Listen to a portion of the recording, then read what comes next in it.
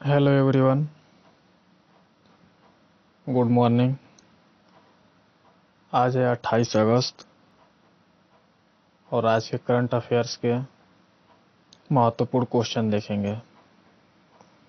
तो कैसे हैं आप सभी? उम्मीद करते हैं अच्छे होंगे और पढ़ाई भी बेहतर कर रहे होंगे। तो आज 28 अगस्त की महत्वपूर्ण करंट अफेयर्स देखेंगे और उसके बारे में जानेंगे भी। चलिए पहला क्वेश्चन देखते हैं। ये रहा आपका पहला क्वेश्चन। हाल ही में किस मंत्रालय ने मानव रहित विमान प्रणाली नियम 2021 को ड्रोन नियम 2021 से बदल दिया है? तो देखिए कौन सा है। ऑप्शन ए है नागरिक उड्डयन मंत्रालय, बी है जल शक्ति मंत्रालय, सी कानून एवं मंत्रालय। तो इसका ऑप्शन ए सही हो जाएगा, आपका नागरिक उड्डयन मंत्रालय। आइए देखते हैं मानव रहित विमान प्रणाली ये है क्या। तो देखिए यह कदम इसलिए उठाया गया है क्योंकि पहले के यूएस नियम 2021 को शिक्षाविदों, स्टार्टअप एंड यूजर्स और अन्य हितधारकों द्वारा प्रकृति में प्रतिबंधात्मक माना जाता था क्योंकि उनमें काफ़ी कागजी कार्रवाई शामिल थी। हर ड्रोन उड़ान के लिए आवश्यक अनुमति और बहुत कम free to fly green zone उपलब्ध थे।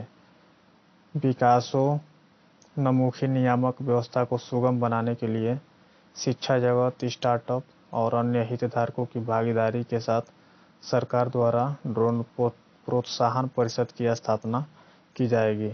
तो ये सभी बातें आप याद रखिएगा। और वेरी मोस्ट इम्पोर्टेंट, आपकी केंद्रीय नागरिक उड्डयन मंत्री हाल ही में जिनकी नियुक्ति हुई है वह है ज्योतिरादित्य एम सिंधिया। तो आप इसे याद रखिएगा। फिर अगला question, Ujjivan small finance bank के अंतरिम सीईओ किसे नियुक्त किया गया? तो देखिए अभी कुछ दिनों पहले ही आपको बताए थे कि नितिन चुग ने इस पद से इस्तीफा दे दिया है और अब इनकी जगह लेंगे कैरल फर्टाडो। तो इसका ऑप्शन भी सही हो जाएगा, आप इसे याद रखिएगा। ये जो कैरल फर्टाडो हैं ये अभी वर्तमान में बैंक के holding company Ujjivan financial services के सीईओ के रूप में कार्यरत हैं। यह देखिए नियुक्ति भारतीय रिजर्व बैंक के अनुमोदन के अधीन है। देखिए उज्जीवन स्मॉल फाइनेंस बैंक का इसका मुख्यालय आपका बताए थे बेंगलुरु और इसके संस्थापक जो हैं वो समित घोष हैं और इसकी स्थापना 28 दिसंबर 2004 को की गई थी। चलिए अगला क्वेश्चन देखिए, भारत और किस देश ने mega greater Male connectivity project के लिए हस्ताक्षर किए हैं? तो देखिए अभी हाल ही में हस्ताक्षर हुआ है और ये भारत और मालदीव के बीच हुआ है। तो इसका ऑप्शन ए सही हो जाएगा, मालदीव। देखिए ये ग्रेटर मेल कनेक्टिविटी प्रोजेक्ट जो है ये भारत की अब तक की सबसे बड़ी नागरिक बुनियादी ढांचा परियोजना है और इसी के साथ भारत ने समझौता किया है। और यह परियोजना मुंबई महाराष्ट्र में स्थित भारतीय निर्माण और इंजीनियरिंग फर्म द्वारा विकसित की जाएगी। देखिए अब मालदीव के बारे में जान लीजिए। मालदीव के वर्तमान में राष्ट्रपति हैं आपके इब्राहिम मोहम्मद सोली। मालदीव की राजधानी है माले और यहाँ की मुद्रा है मालदीवियन रुपया, रुपया ही है समझिए। और बांग्लादेश, इसकी राजधानी आपको पता है ढाका है और मुद्रा है टाका। नेपाल, यहाँ का भी मुद्रा है आपकी रुपया और यहाँ की राजधानी है काठमांडू। और फिर से नेपाल के प्रधानमंत्री केपी शर्मा ओली बन गए हैं और यहाँ के राष्ट्रपति जो है वह विद्या देवी भंडारी जो नेपाल की प्रथम महिला राष्ट्रपति हैं। भूटान को भी जान लीजिए, इसकी राजधानी है आपके थिम्पू और मुद्रा न्यूगल्ट्रम। चलिए अगले क्वेश्चन पे, भारतीय रिजर्व बैंक ने एचएसबीसी बैंक के मुख्य कार्यकारी अधिकारी की मंजूरी किसे दी है? तो 30 का ऑप्शन सी सही हो जाएगा। हितेंद्र दवे और ये सुरेंद्र रोसा की जगह लेंगे। हितेंद्र दवे को 3 साल के लिए मंजूरी दे दी गई है। देखिए, और सभी HSBC बैंक का जो मुख्यालय है वो मुंबई में है और इसकी स्थापना जो ये 1853 में हुई थी। और संजीव चड्ढा, ये आपको पता है बैंक ऑफ बड़ौदा के इस समय वर्तमान में अध्यक्ष हैं। और जो SS Mallikarjun, Punjab national bank के वर्तमान में अध्यक्ष हैं। तो ये सभी बातें याद रखिएगा। चलिए अगला क्वेश्चन देखते हैं। हाल ही में किसने WEP नेक्स्ट महिला उद्यमिता मंच लॉन्च किया है? तो देखिए, ये नीति आयोग और सिस्को ये दोनों ने मिलकर इसे लॉन्च किया है। तो ऑप्शन इसका सी से हो जाएगा, ए और बी दोनों। तो ये लॉन्च क्यों किया गया है? सबसे पहले तो महत्वपूर्ण बात है।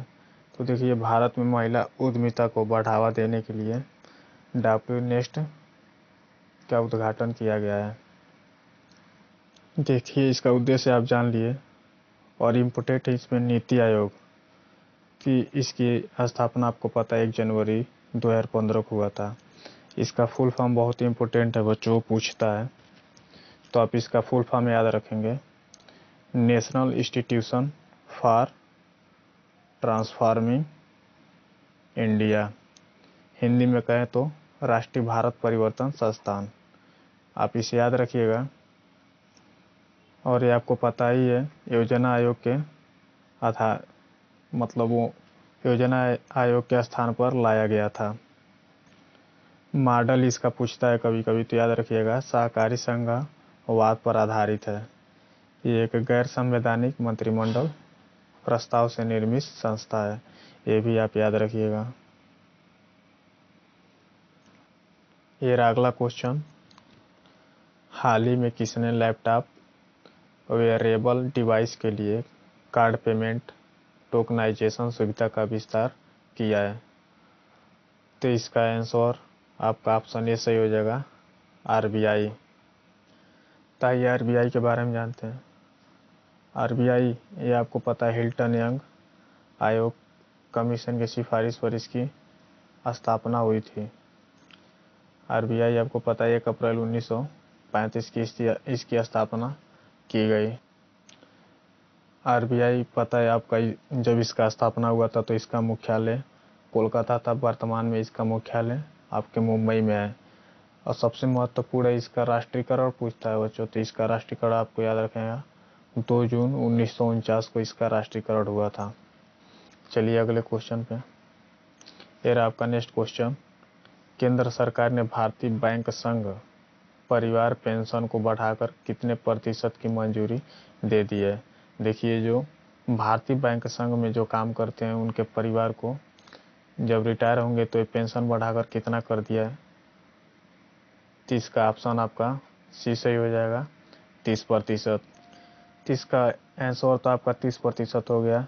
देखिए, इस अनुमोदन का तत्काल लाभ मृत बैंक के कर्मचारी के अंतिम जो आहरित वेतन के आधार पर सार्वजनिक क्षेत्र के बैंक कर्मचारियों की पारिवारिक पेंशन में अधिकतम 9,284 प्रति माह से 30,000 से 35,000 की वृद्धि होगी। अब आपसे पूछ सकता है भारतीय बैंक संघ के अध्यक्ष कौन है? तो आप याद रखिएगा राजकिरण राय जी इसके वर्तमान में अध्यक्ष हैं। और इसके CEO हैं सुनील मोहता। और इसका मुख्यालय मुंबई में, और इसका स्थापना पूछे तो आपको याद रखना है 26 सितंबर 1946 को इसकी स्थापना हुई थी। ये रहा आपका next question, accelerating India 7 years of Modi government पुस्तक के लेखक कौन है?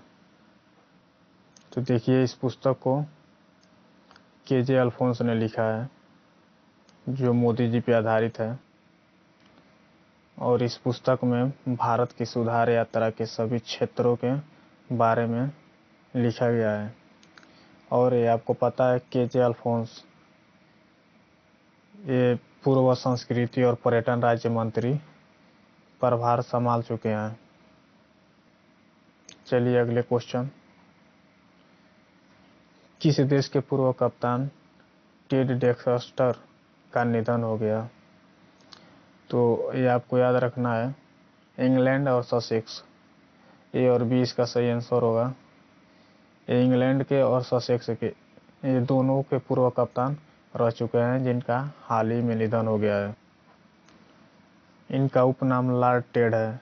ये एक आक्रामक बल्लेबाज और अंशकालिक सीम गेंदबाज थे जिन्होंने 1958 में न्यूजीलैंड के खिलाफ पदार्पण करने के बाद इंग्लैंड के लिए 62 टेस्ट खेले और 1961-64 के बीच कप्तान थे।